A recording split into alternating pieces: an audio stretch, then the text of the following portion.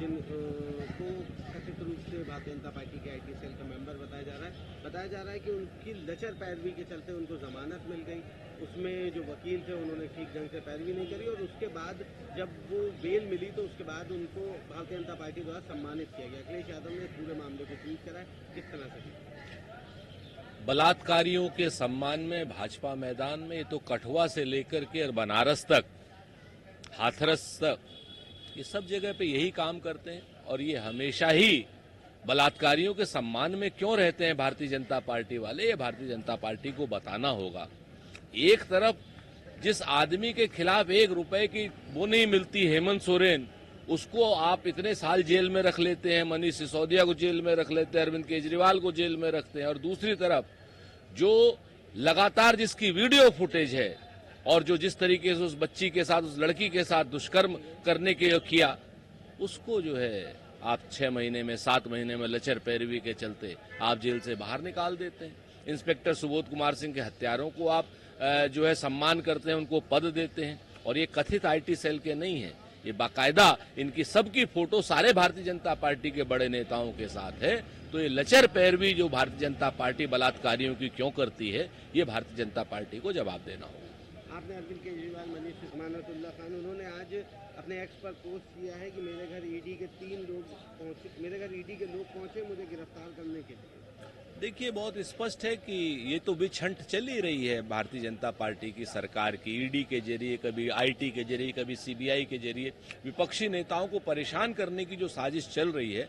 हमें लेकिन इस देश के संविधान पर पूरा भरोसा है, इस देश के लोकतंत्र पर पूरा भरोसा है और निश्चित तौर पर इस काली रात का भी अब जल्द अंत होने वाला है।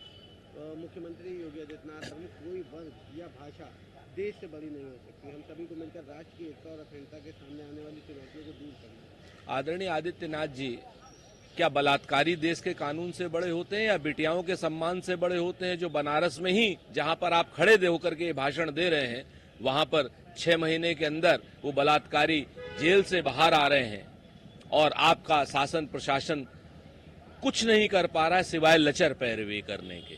और रही बात देश से बड़ा कौन है, देश से बड़ा कोई नहीं है। हमने तो देश की आजादी में, जंगे आजादी में अपने प्राणों के, हमारे पुरखों ने प्राण न्यौछावर किए और आपके बड़े क्या कर रहे थे उसको भी बताना पड़ेगा।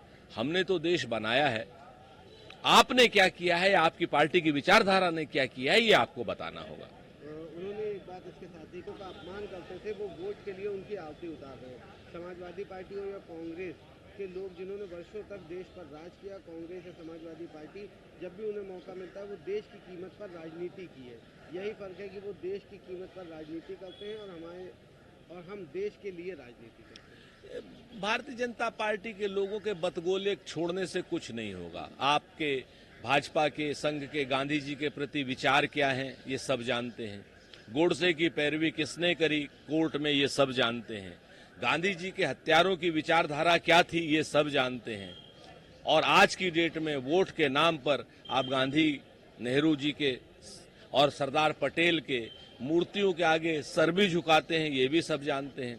शिवाजी मराठा और शिवाजी राजे की मूर्ति 8-8 महीने में आपके यहाँ गिर जाती है, ये भी सब जानते हैं। और आप वोट के लिए प्रभु श्री राम के नाम का इस्तेमाल व्यावसायिक करते हैं, चंदे का धंधा करते हैं, अयोध्या में जमीनों का धंधा होता है आपकी पार्टी के लोगों के द्वारा।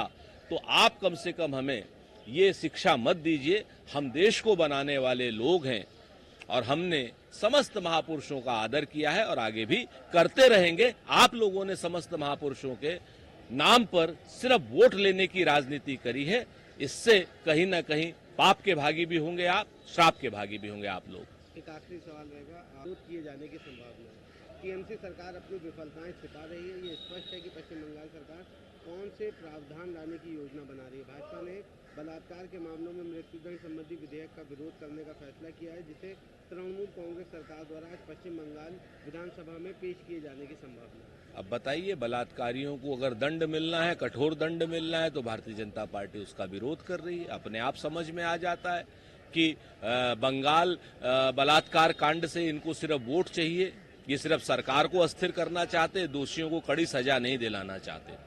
ये लोग बनारस के रेप आरोपियों को जमानत पर छोड़ देते हैं, चूंकि वो इनके पार्टी के सदस्य होते हैं।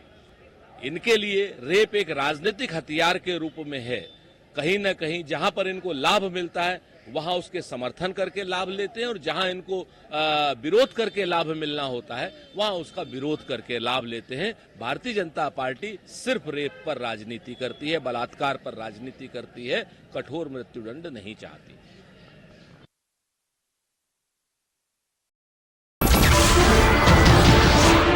नमस्कार, मैं हूं मानक गुप्ता। अगर आपको हमारा ये वीडियो पसंद आया हो तो इसे लाइक और शेयर जरूर करें, और हां, हमें सब्सक्राइब और फॉलो करना ना भूलें ताकि आप देश और दुनिया की कोई खबर मिस ना करें। तो जुड़े रहिए हमारे साथ और देखते रहिए न्यूज़ 24।